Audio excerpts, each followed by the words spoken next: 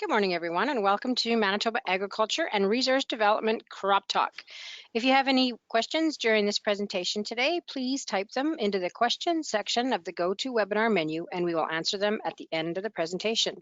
This webinar is being recorded, and you will receive a link to the recording. Thank you. Thanks, Laurie. I'd like to welcome everybody to the June 10th edition of Crop Talk.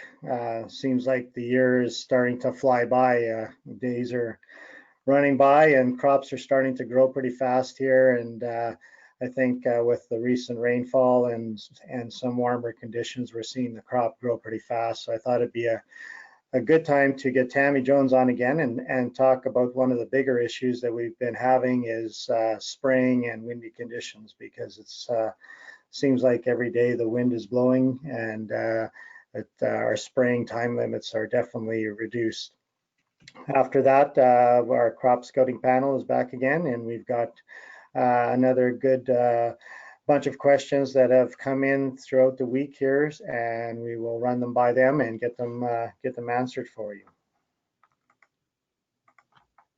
So just a little bit of an update of what I've been seeing over the past week. Still hard to say this, but I still talked to one guy that was doing some harvesting this week, and it's probably one of the last guys that I think most guys are done now, and I think whatever is left out in the field, I think guys are looking at probably burning. I think this guy had about another 80 acres of canola that was still too wet, so he had talked about burning it off and then just trying to get the field dried up so he could get something in, as some of the seeding deadlines are starting to approach fairly fast here. You know, besides that, those special areas or isolated areas, seeding throughout the province is pretty much complete. You know, anywhere from that 85 to 95% complete, depending on wherever you are. And a lot of the crop is coming up now too. We are seeing some reseed happening. There's been some flea beetle damage, and I'm now starting to hear a couple fields of cutworm damage. So we are seeing some reseeding in that case. And then we did get a fairly major rain event this past couple days in the southeast part of the province here. And it's going to take a few days to see the amount of damage that is done there, and then just a few days to see if the land will dry out enough so they could get back into those fields if reseeding is something that needs to be done. But that'll be a decision that'll need to be made over the next couple of days here. Dennis Lang sent me a few pictures of some of the fields in his area that is not right in the heaviest hit area, but in an area that's received anywhere from 3 to 4 inches of rain. So they definitely left water laying in areas. And the biggest thing is how fast the water can get away and off the field and get it dried again. And I did mention that we are seeing more and more spraying for flea beetles and cutworms over the last couple of days here. And I think the biggest thing we need to do there is to judge our crop and see how fast the canola is growing and if it can keep ahead of the flea beetles. I think with the conditions we have now in the majority of the province, we can see some fast growing happening. And with that, a lot of the plants might be able to keep ahead. Just a chart to show our seeding progress. As of June the 1st, we are about 96% done, and compared to last year, we were about 98 and about 3-year average of 99. So we definitely have caught up to where we were, where we are normally on average, and I think the crop now with some heat will move on. The next big issue is getting into the fields and spraying. And as I mentioned, the weeds are advancing fast and the weather hasn't been helping, but that's why I thought it'd be a good idea today to get Tammy on and talk a little bit about spraying in windy conditions and what we should be looking at as producers and and industry people have given advice regarding spraying in windy conditions. So I think there we can turn the screen over to Tammy now, and we'll start with her presentation.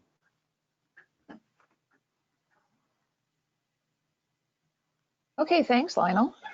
Hopefully that is showing up as it should be. You bet.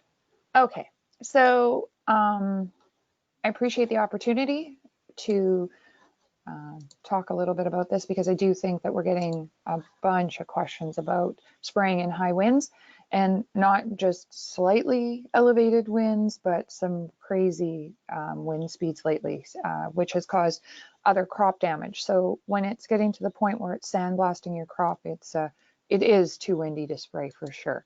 So this is something that I stole off Twitter this morning. I saw it yesterday, and Rodrigo is actually in Wisconsin, so it's not from here, but it gives you a good idea. He is very well versed in spraying and everything to do with weeds, and when he's posting something like this, we know that it is a serious problem for the industry. So this particular individual is in 20 to 30 miles per hour winds, which is all sorts of too strong in my opinion, but there's a couple of other factors that are involved in this concern. So some of this may be dust from the sprayer, which maybe we won't have because of the rainfall that we've had lately, but some of this is probably particle drift that's going towards obviously a treed area, but also a residential area where humans are actually outside. And so lots of concerns from that.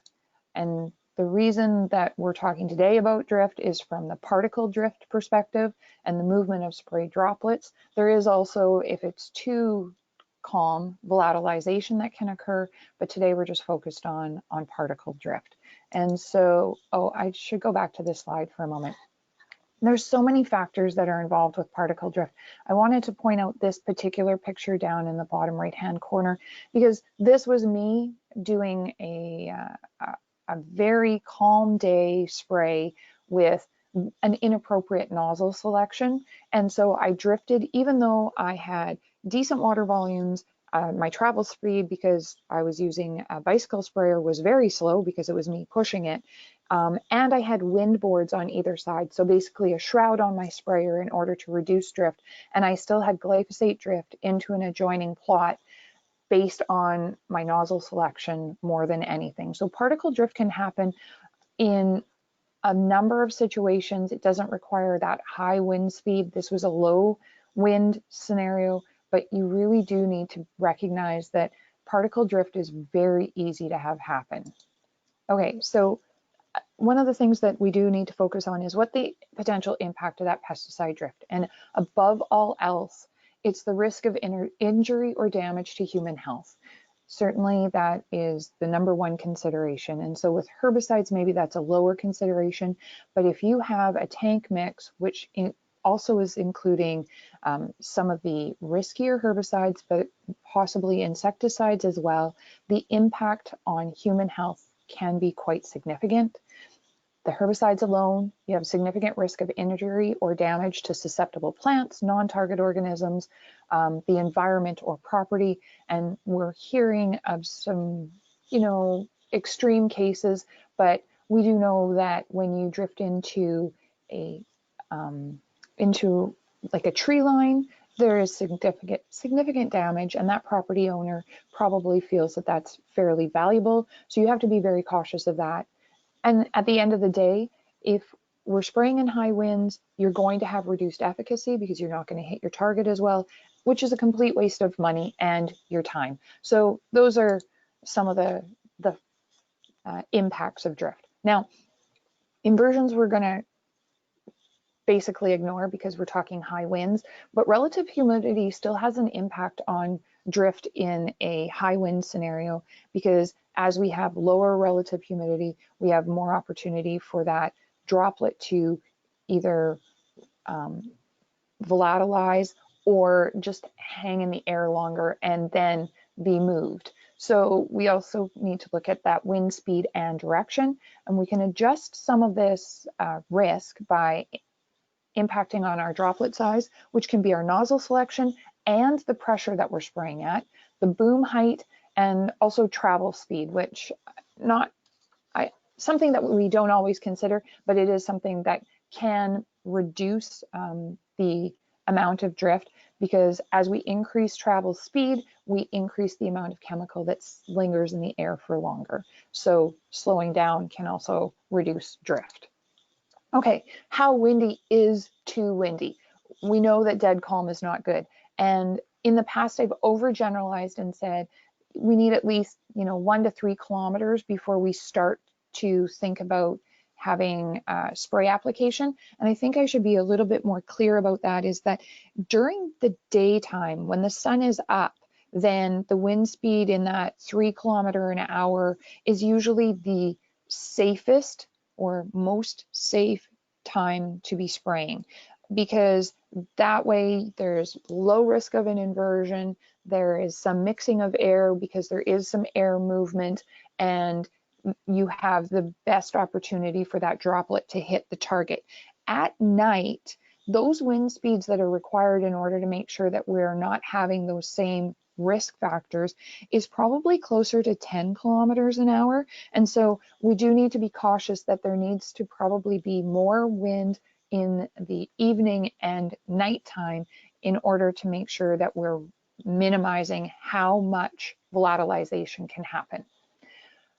On the flip side, during the day, we need to use caution when the wind is above, I say 15 kilometers an hour, which is 9 miles per hour. And if we look back at that slide, they were talking 20 to 30 miles per hour, so way above the limits. Now, when we look at what sprayers101.com suggests as the upper limit, it's more in the 20 to 25 kilometer an hour range.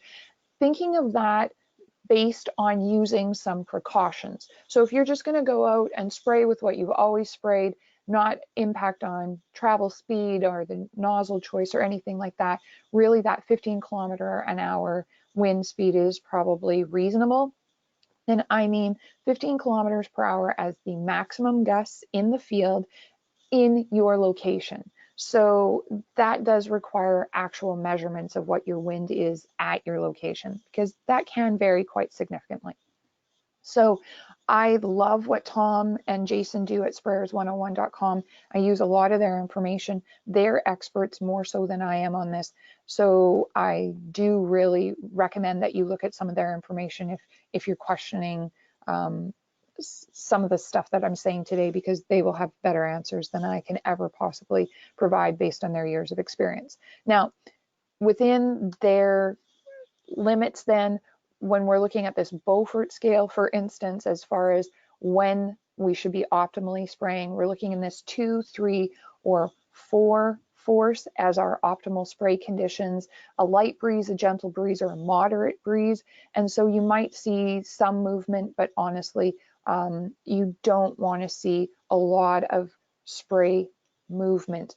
And it is relatively easy to see, as you saw in that picture that I showed earlier. So you do need to check on the herbicide that's suitable for this, a droplet size that we'll get into a little bit later, and the nozzle types, volatility. So I'm going to talk volatility right now, in that even a low volatilization possibility or a low volatility formulation, it's not non-volatile. So it's not going to just drop down and be perfect every time. So you do need to take that into consideration when you're looking at some of your different formulations. There is differences in volatilization. Your boom height, I'll demonstrate that in a minute, and also knowing what is downwind and thinking about what kind of a buffer zone you need to leave for that downwind area. Okay, so Spraycast is one of the tools that I use when it comes to thinking about what my window is for spraying. So it takes into consideration the available forecast and then provides an advisory on whether to spray under those conditions, an absolute no spray, whether it might be a poor opportunity or whether it might be an absolutely great opportunity. And I'll be honest, if you go to a fine nozzle, you probably never have a good opportunity to spray. You do need to look at a medium droplet size or a coarse droplet size even with spray casts. So, and it is just based on the forecasts that are available. So for instance, if we're looking at today at a Carmen location and we're looking at a boom height of 4 feet, if you have a fine droplet size, don't spray.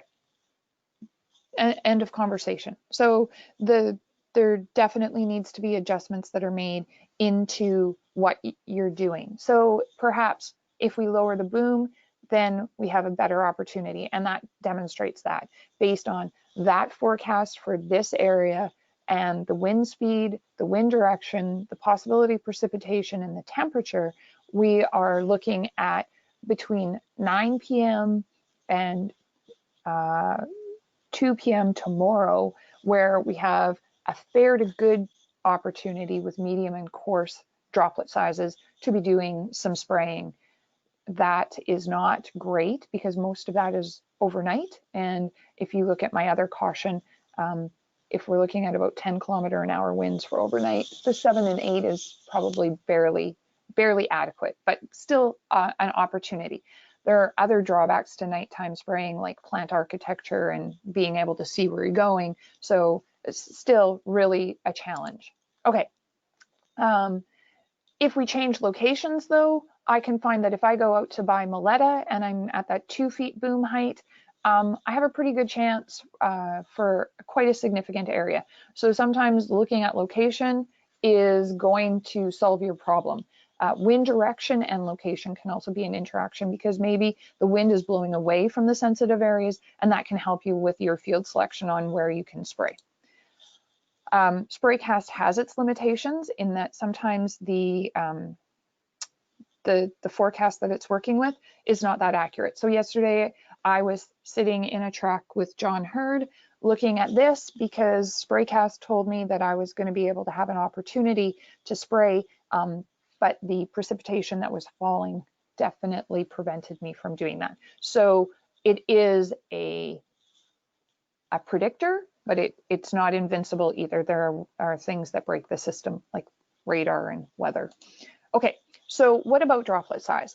Your nozzle type impacts on your droplet size. And this is a picture from an older slide, but it has some really interesting components to it. So if you're looking at an aircraft for application, because we have these excess moisture conditions and we're trying to still get into the field, the aircraft has a couple of disadvantages: lower water volume, and then such a height that wind is always going to have a huge impact on deposition of those droplets. So you can see that we've got a few larger droplets, but we're really relying on gravity to bring that down in there, and you're going to have challenges with drift.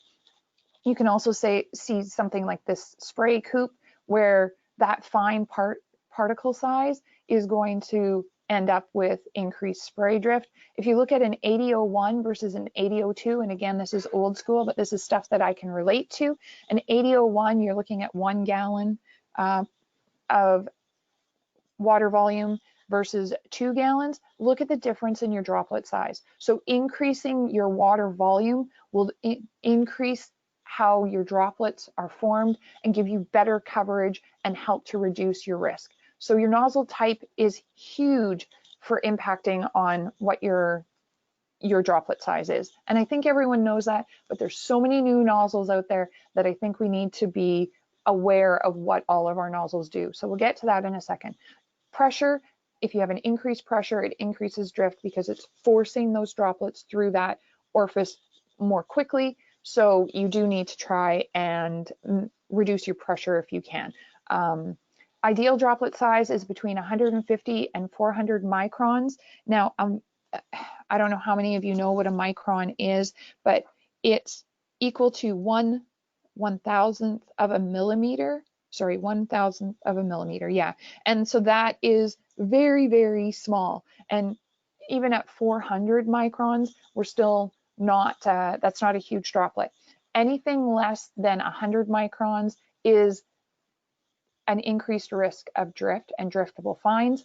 One of the products that's out there is some of these drift reducers that increase that droplet size and shift it more into this 150 to 400 microns, that doesn't mean that it makes that product invincible. It still has limitations. And at 20 kilometers an hour, you can't put enough drift reducer into there to cover it alone and not change your nozzle size or those sorts of things as well. So don't rely on one tactic alone to help minimize your drift.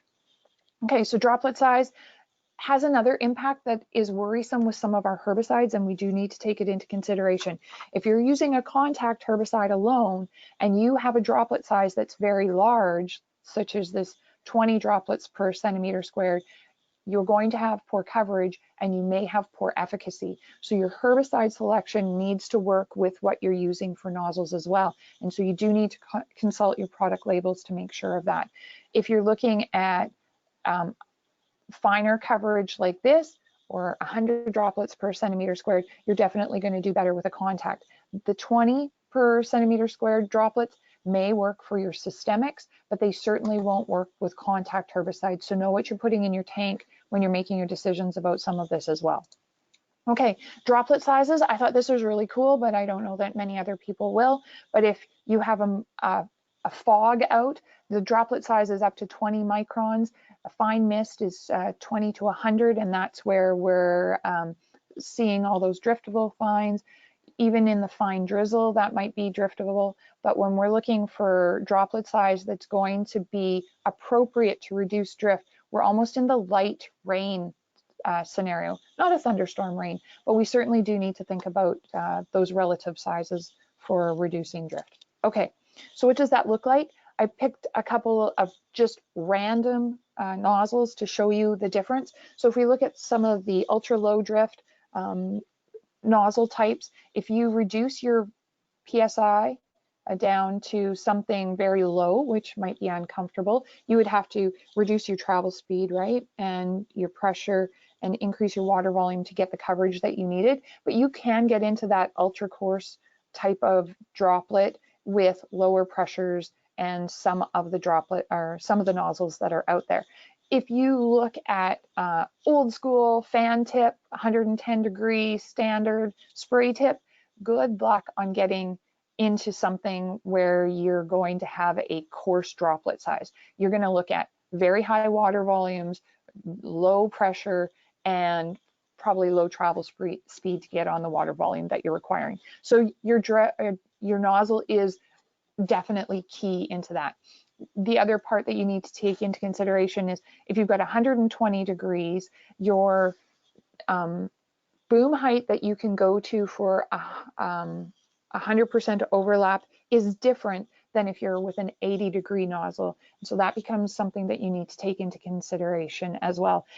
Way too complex for today, but those are the types of things that we do need to be thinking about your nozzle selection type of scenario. So I just wanted to go back here and kind of summarize, because I went through this really quickly, but one of the things that I don't have a picture of, and so maybe I'll just go back to the summary slide, is, okay, so your travel speed, we do need to make sure that we're slowing down, because as I mentioned, with the travel speed, if you increase the travel speed, you increase the amount of chemical left in the air that can be drifted. So that's one of the things.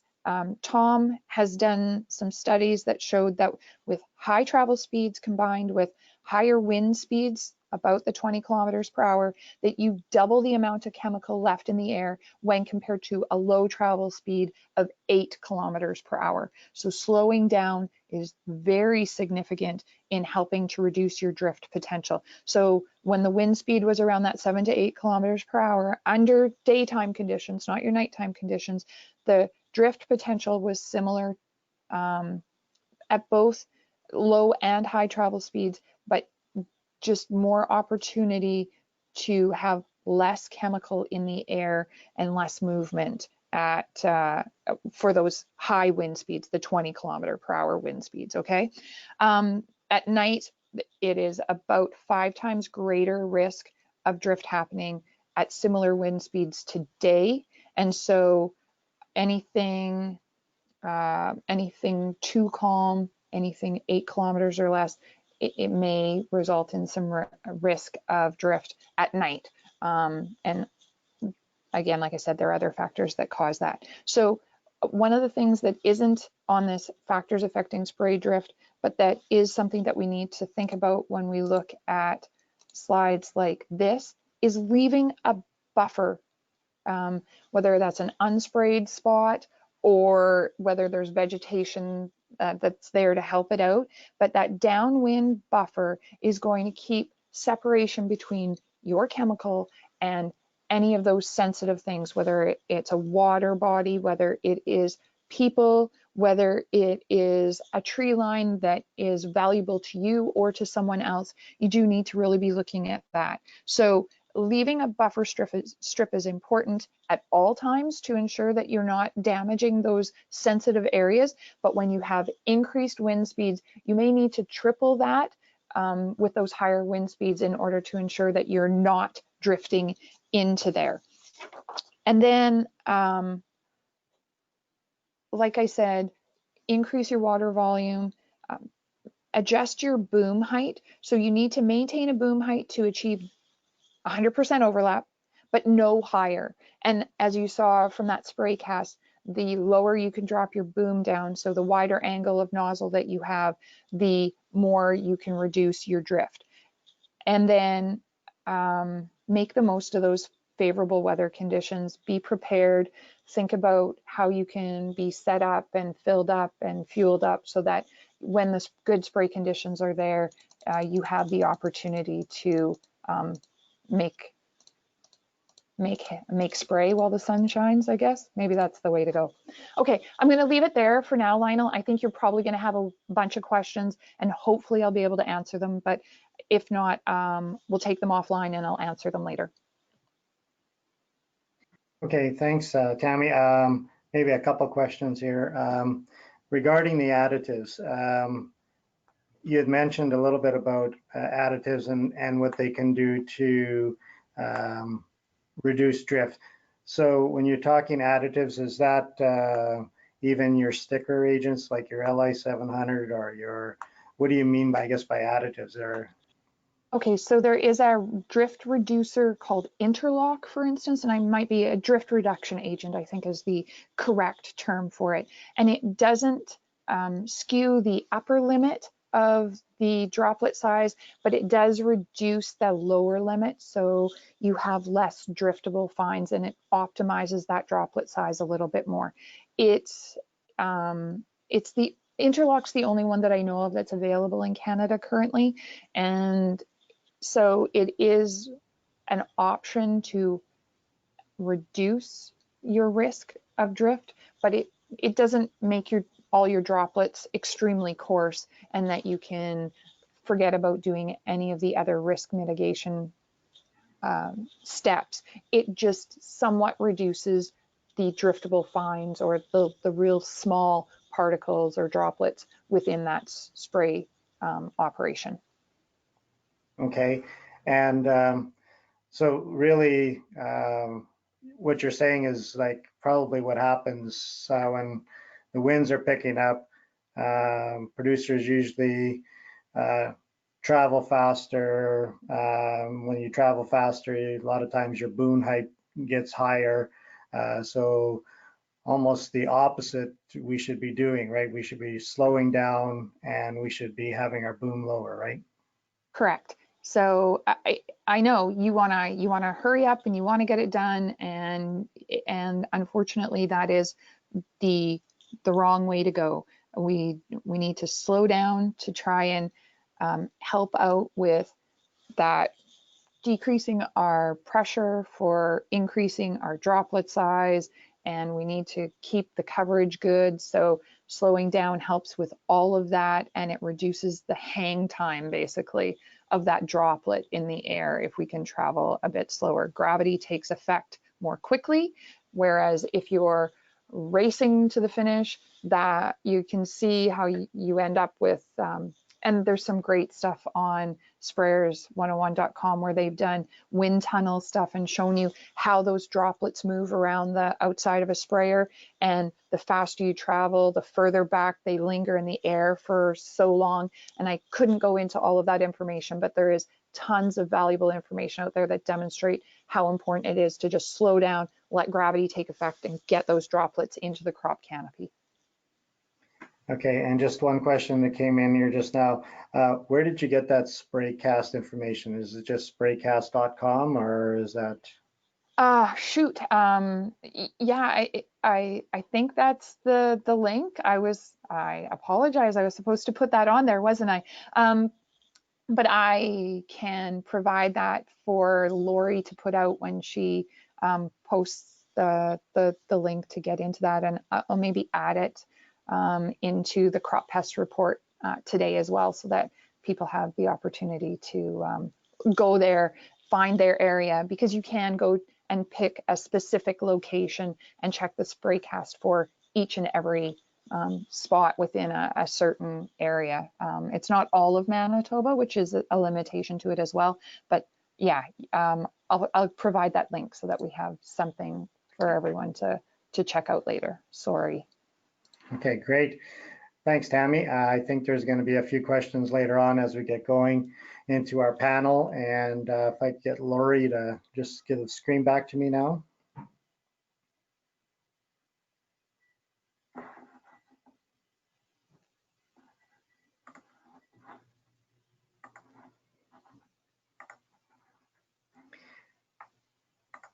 Okay, I'd like to welcome the panel again for the webinar today. And again, the information, if you have questions that you'd like us to address, Lori's email address is there, and so is mine. So with that, let's get into the first question. And I think this could go to John Hurd or Ann, if either one wants to, I guess, comment on this. Fall rye is starting to head out, and the winter wheat is in flag leaf stage. With the fall rye, some stands are looking a little thin right now. Any advantage for adding any extra N? And the same question for winter wheat. Is there any advantage to applying nitrogen on winter wheat when it's in the flag leaf stage?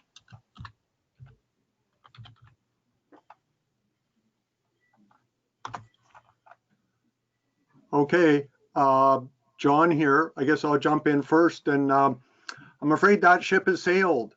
If we've got winter wheat or rye that's headed out, and I'm sure farmers put nitrogen on, that nitrogen just wasn't accessible when the crop needed it. And with winter wheat, there may be premiums or standards required for protein. Once the crop's headed, that's where nitrogen will go. It'll be deposited in protein. To my knowledge, there's no premiums like that for rye. And so we take what we can get. With the rains that we've had, certainly some of the nitrogen that had been applied previously, some of that will move in to sustain the plant. But it's just kind of tough to be thinking about saving the patient at this stage. One thing, you know, that Lionel, this is like the third year in a row we have had dry springs when surface applied fertilizer has caused us grief. And I expect that growers in the future are going to want to put a little more of nitrogen up front in the fall. It gives you a little bit of a wider window in the spring as to when to intervene. But it's hard to fight Mother Nature on this if she's not going to give us some incorporating rains in April and early May. But Anne's more the physiologist. She may have more to mention on that. Yeah, I think what John said pretty much covers it, that, yeah, at this stage, the nitrogen would just be going into the head. So unless you have a reason to want to increase your protein, then it wouldn't be worthwhile. Yeah. Yes. Well, and while you're on here, I did get a question or a comment yesterday regarding spraying manipulator on, it was on winter wheat because it was a pretty good stand. What's the staging for that, and what is your opinion on using that at this time? Great. So the staging for manipulator, the best timing is to go between growth stages 30 and 32. So is it okay if I just share my screen? I have a couple of pictures here. Oh, okay, sure. Laurie, if you could just. Okay. So I put together a short video as part of our crop diagnostics school. We're going to be covering PGRs more in depth. But I just wanted to show these pictures from the video that I made yesterday that'll be out later on Twitter. So this is showing pre-growth stage 30. So at growth stage 30, where you want to consider starting applying a PGR, the top of the inflorescence needs to be at least 1 centimeter above the tillering node. So when that inflorescence is just right down below this, like very close to the tillering node, then it's a little bit too early. And this is from an oat plant that was planted in early May. So it's still in the tillering stage and hasn't quite entered the stage where we'd want to consider PGR application. Oops. And this next picture here is from a winter wheat plant where you can see it would be in stage 31, where the first node is at least 1 centimeter above the tillering node. So it's important for staging for PGR application. You can't actually tell just by running your hand outside the stem and feeling the nodes. You actually need to cut that plant open, see where the inflorescence and the nodes are, and then decide then if it's the right timing for PGR application. And then growth stage 32, the second node needs to be at least 2 centimeters above node 1.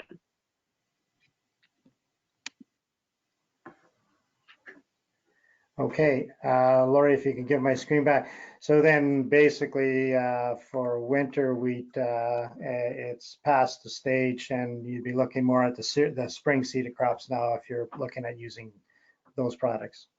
Yeah, I would assume that most people are past the stage for winter wheat. We've had some winter wheat that I've seen that was planted later in the fall has been very slow to develop.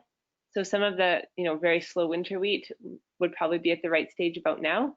But at this point, I'm thinking that mostly it'd be spring crops. So yeah, for the wheat, oats, and barley. Yeah, you're right. There was some that was sown late September, beginning of October last year. That would be probably close to that right timing. Okay, the next one goes to Tammy. Best methods of controlling leafy spurge on pasture. Starting to see lots of fields showing up like this right now, or a lot of pastures showing up like this right now, and got a producer that called that wants to kind of reduce the growth. What's your opinion there? Is it possible to share my screen, Lori? Sorry, we're going to keep you hopping today. And we're going to show that screen right there. Okay, so I'm going to pick on one of my friends first because we had a small interaction on Facebook yesterday that was not my favorite interaction, but I think it highlights that there needs to be greater awareness about some of our noxious weeds. So leafy spurge is a tier 2 noxious weed, and it does need to be controlled by every landowner in every municipality, regardless of who that landowner is.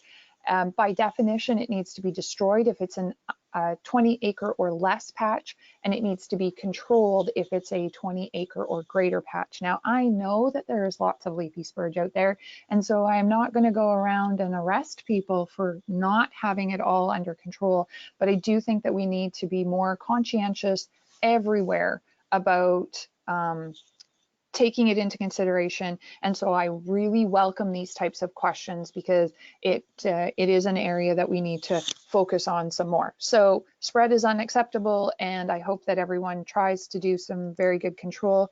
The depressing side of this is that timing is critical. There is no single chemical treatment that will eradicate established plants. And based on the picture you just showed me, Lionel, that is an established patch that is going to take probably 4 or 5 years of really concerted effort before you're going to eliminate it completely. So you do need to take into consideration when seed set is going to happen. So mowing right now is not bad because it does delay most of the seed set because you're you're mowing it at a time when there is limited seed set. If you go a little bit later, thankfully it's a late spring, but if you go a little bit later, that mowing operation would actually just spread the seed because it does set seed fairly early. So spraying should take place before seed set in the spring, which is roughly the May long weekend. I think it's a little bit later this year. And then again in the fall during that second stage of growth, so about the September long weekend. You do need to go beyond the visible infestation because there will be small spurge plants and there will be spread from the roots. A picloram is good in a spot spraying patch type of a scenario, and the rates vary. We'll get into that a little bit more on the next slide. 2,4-D, you're probably getting top growth control at the most part, and you might want to look at an integrated type of scenario where you're looking at both mowing or something else along with that top growth control in order to weaken the roots and do a better job of controlling this perennial weed. There are other non-crop area products that can be used, Amatrol, Imazapyr, MCPA, and dicamba. And so if I go to the Guide to Crop Protection, I can see rates that are in there that will help. Although, like I said, you're looking at an investment in time, and so patience is a virtue. If you're looking at 2,4-D, 1.82 liters per acre of the 500 gram formulation is necessary, and repeat at least once to new growth later in the season in order to ensure that you're reducing that patch. Amatrol is it requires a lot of product in order to get you where you need to go, and that's in for non-cropped areas and pastures. There are some newer products on the market as well, like Navius, where you're looking at 68 grams per acre for control in grass pastures and rangeland. It's not a free product either, probably around 40 bucks an acre kind of scenario in order to get that, but it does seem to do quite a good job in the pastures and rangeland. Tordon 22K, again, is another one that can be used, but that is the picloram, and so it's very persistent and water soluble. So if you're anywhere near a water body, that is probably not a good idea, and it will leach, so your permeable soils are very much at risk. And then Overdrive is another one that's a sort of a lower volume amount. You only need about 115 grams per acre for top growth control, but it's also in those non-crop and grass areas. Your croplands, you're really limited, right, to say 2,4-D or something like that. And so there are some other options that I think we need to go back to. And so one of the things that I would love to do, that is a dream of mine, is to start doing releases of the biological control, the flea beetles again. There is different black dot, brown dot, a bunch of them. John Gavlowski is the expert on that, but we've talked about which ones are adapted to which areas and whether we should try to find some funding to resurrect that. Clearly there's other funding requirements at the moment that are more of a priority, but someday I hope that we can look at integrating that biological control. There are studies that show that if you do a fall application of herbicide and then have a release of these flea beetles in the spring, that you can actually do a really good job of getting rid of leafy spurge. So I think if guys are looking for that, I know that Saskatchewan is still doing collections of the spurge beetles and releases, and maybe we need to get in on that action as well. So no easy answer and lots of hard work, and in an individual scenario, feel free to call me and I will try to help out with more details, but that's what I have for now. Okay, thanks, Tammy. Next question. Seeing more and more wind erosion this year. I don't know if it's just because we're having that much more wind, or some guys have maybe changed a lot of some of their practices for getting the crop in. And Marla, this would be for you. What is going to be some of our long-term effects with seeing all this soil being moved around, whether it be wind erosion, and then over the last couple of days here, we're probably going to see some water erosion as well? Yeah, so it's a tricky thing to actually pinpoint the long-term effect in terms of, say, a long-term economic effect. When we look at things like wind erosion, quite often it looks a lot worse than it is in terms of the total amount of soil that is actually being, say, stripped off of the field surface. So it It takes usually wind speeds getting up to about 30 kilometers an hour at the actual soil surface to pick up a particle of soil and start moving it. And so we have wind speeds greater than that, obviously at that 2-meter mark where we're typically measuring and monitoring wind speed. When we get to that speed at the soil surface, then that soil can actually pick up and start to go. Again, lots of times the soil that is moving is actually just moving in the field. So it's moving from one point to another. Some of the finer points or finer particles actually do make it into the air and then can blow. And so it's not a high proportion of soil with a wind erosion event that actually leaves the field. It does move around the field a fair bit. So it's really hard to pinpoint exactly what that economic impact is going to be, or a long-term productivity impact. Obviously, if we have this year after year after year without adding that soil protection by having cover in place, so if we have a no-till system, if we have the presence of shelter belts, things that slow down the air movement at the soil surface will then decrease that impact of wind erosion. So lots of times when they look at economic impacts, they're only looking at a single year impact. They're not looking at annual cumulative effect of erosion. One of the impacts we are seeing potentially with the wind erosion is actually the sandblasting impact on the crop itself. That may not result in a yield impact if the crop is young enough and the growing point is down low or below the soil surface.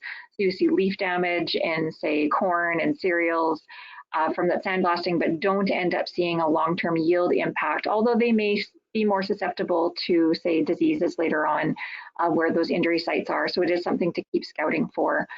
Water erosion. I need to interrupt you on that. I think you're sugarcoating things, Marla. We've seen some really beat up corn, and I'm glad you mentioned disease, because the disease is pretty prominent in Manitoba some years. It's called Goss's wilt. And so it has predisposed the corn to that. And with plants, when they're 7 to 10 days after emergence, they pretty well used up any energy in the seed or cotyledons. So for early season growth, they're dependent on photosynthesis. And if we've whipped and sandblasted that photosynthetic material off, they're just kind of sit still for a while they rebuild. And so, but that's exactly what we're doing. We're kind of monitoring, going to follow some plants and see how they tough it out and recover. But I think there's also been some bean and soybean fields that have suffered too. So we're kind of tuned for that, but we know they're not, we know the corn's not dead because the growing point's still below ground. So it'll come back. Yeah, and so that's why I think it's important to scout and keep an eye out on the crop and see what's going on. The water erosion, yeah, we will see potentially some of these issues. Again, not sure exactly how great that's going to be. It will be interesting to see in the southeast and some other areas where there is a fair bit of overland flow right now, how much soil may or may not move. Again, it depends on what is happening on or how that field is basically being managed. If it's on perennial crops, there's less likely that you'll see water erosion because, again, you've got crop material and residue kind of there protecting the soil. And it also depends a lot with the water erosion, how quickly that water is actually moving over the field, whether you end up getting kind of those rills or gullies left behind, or whether it's kind of a more even sheet erosion where the water moves kind of more evenly across the field and strips soil off. Hey, Lionel, I got more on wind. Okay. I want to show my screen. And it's just that I'm going to talk while you try to get this queued up right away. Anyways, we have been looking at wind as far as the distortion, not just of spray, but of fertilizer. And we expect that we'll soon be able to see that showing up in crops if we do with nitrogen patterns. So I don't see my screen there yet, so I'll just tell you what I'm going to show you. Can you give John the screen? Oh, it's okay. I talk faster than the computer. And Keep going.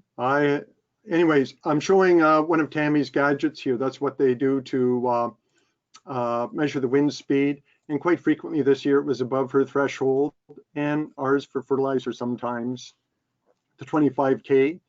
So that's the device that's used. And the next slide is just some of the units that we did spread patterns on this summer. You can tune into more of that. That's going to be part of our crop diagnostic school lessons. And that's all I'm going to tell you about that today. You can move on to the next talker, Lionel. Actually, I got just a second part to that question for you guys.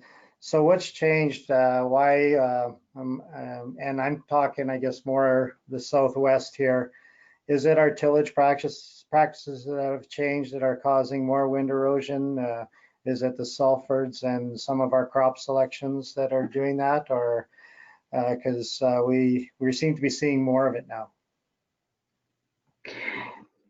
So while I appreciate what a sulfured or a vertical till unit can do in terms of chopping and sizing residue, I am very cautious in the extensive use or continued practice of using something like a high-speed disc, a shallow disc on soil surfaces where, say, we don't have a lot of residue to deal with. These units are very good at setting up a very nice seed bed. The problem is, and by a nice seed bed, it's nice and fluffy, and the clods and surface is kind of broken apart, and so you don't have a lot of kind of chunks left behind and clods behind. The problem is that when we, again, make a nice smooth seed bed in the fall prior to going in and seeding in the spring, we have kind of set ourselves up for when we have those big winds, to have a lot more of that high airspeed movement across, again, the surface of the soil, because the surface is flatter. A lumpier soil surface decreases wind speed across the soil surface. When we have that nice flat wind speed, or flat surface, that actually can increase the wind speed. So I do have a concern with extensive use of high speed tillage, where it's being used, say, on every acre every year, or very specifically being used on soybean acres or areas where we have low residue to begin with. We have seen, at least I'm not sure so much about the Southwest because I'm not there on a continual basis, but I know in the Red River Valley where I live and am spending a lot of time in the spring, I see a lot of those soybean fields being the quickest to blow because they don't have the cover, and especially the soybean fields that have been maybe not sulfured, but had vertical till or high-speed shallow disc travels even twice across them in the fall. It's basically setting yourself up for soil to move in the spring, not knowing for sure what kind of spring we're going to have, but if we have those dry conditions and windy conditions, which we seem to have been seeing a lot of, we tend to see those fields move the most. And sometimes we roll those soybean fields after seeding too. Exactly, yeah. Okay. Yeah, and anytime that we're damaging soil structure at the surface, we potentially can increase the risk of erosion. Okay, great. Thanks, guys. Next question for Dane or David. Spraying canola for weeds and wondering about blackleg and adding a fungicide. Is it worth the extra dollars? Well, if you're talking about a few extra dollars, you're probably talking about propiconazole, which has long been registered for that use. But if I look at the products with which propiconazole is compatible in herbicides, there's really only one supported product that you can use in canola, and that's only in the Liberty tolerant types of canola. There is nothing else that you might run the risk of reducing the effectiveness of your herbicide. And I think that should be your prime concern at this seedling stage, not disease. If you look at the disease resistance of all of our current canola varieties, they're all resistant at that early stage.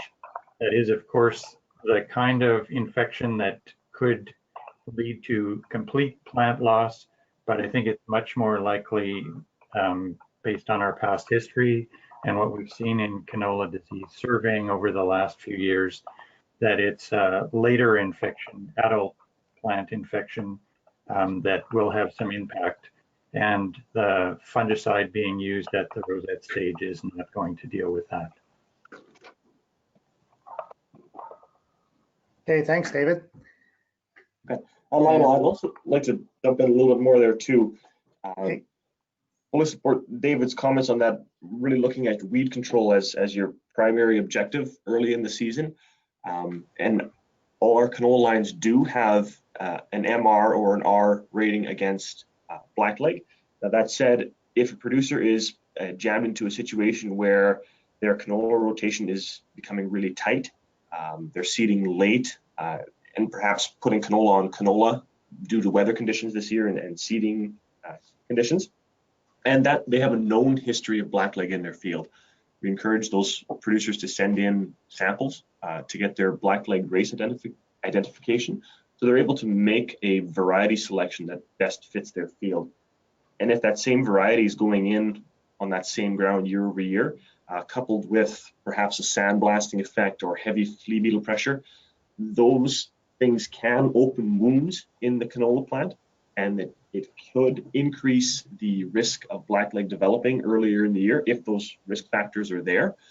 So then a producer may want to look at a blackleg fungicide product. For instance, they usually run about $10 to $15 an acre, so you need to make or in reality save 1 to 2 bushels an acre. So can that logically be saved, given your risk factors from years prior or previous years? That's really where we need to look at. So for example, at blackleg that has about a 25% incidence, meaning a quarter of the plants in the field are affected from years prior, at a cross-section severity of a rating of 2 and an average yield of about 50 bushels, they could stand to lose about 4 bushels an acre. So then at that situation, a fungicide product that might protect against blackleg could be beneficial. Now, as with other diseases, we need to have the warm temperatures and humid conditions in order for disease to develop, which we have had this week. So it may be something that they need to consider, but really look at your past risk factors to see if you are in a high risk zone and if it warrants putting that product down, either in a separate pass if it's not compatible with your herbicide. Okay, thanks, Dane. Those are real good comments there.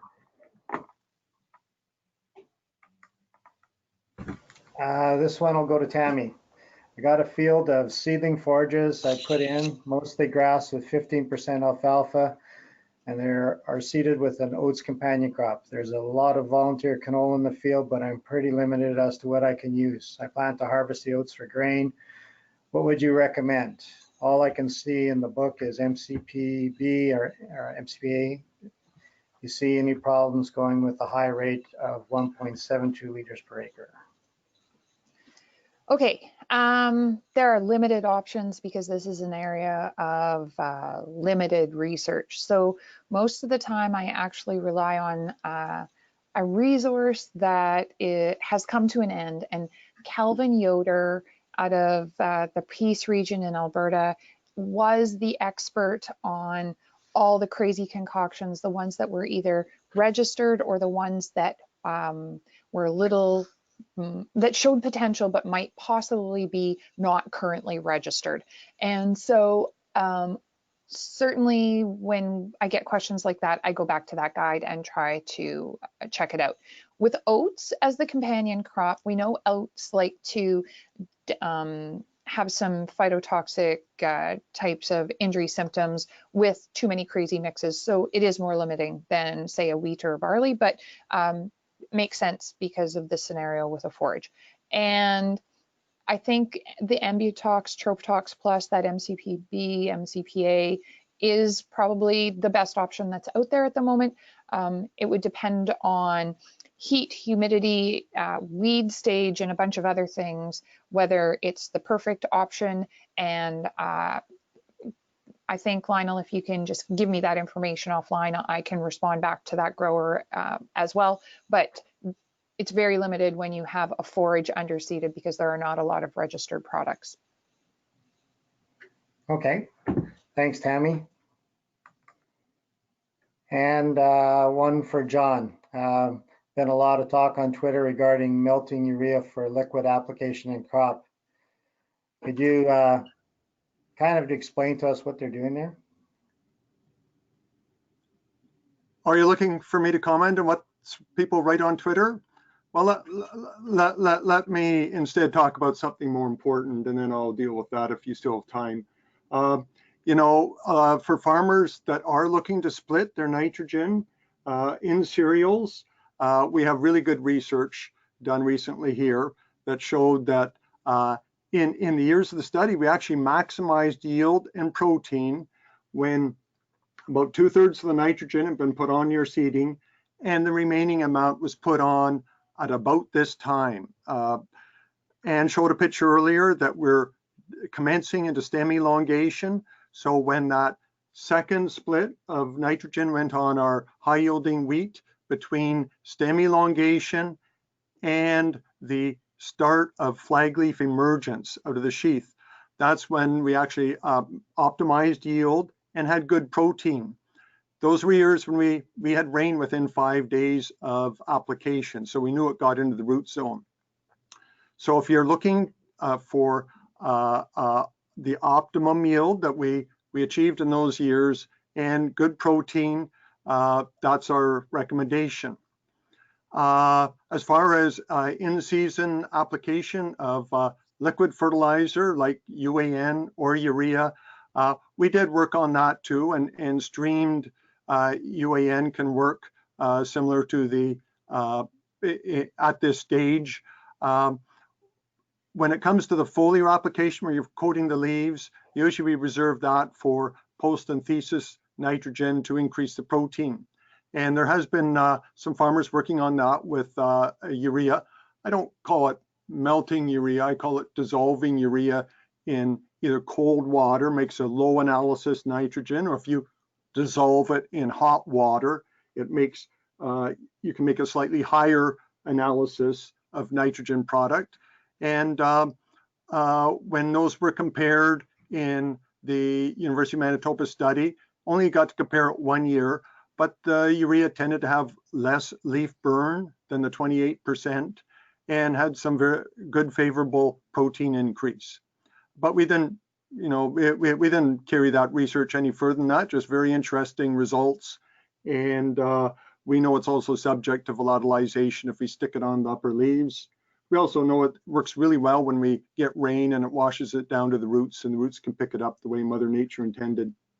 Anyways, if people are looking for the recipes, they can find them on Twitter, I'm sure, just like you're noticing. And some dealers are doing this.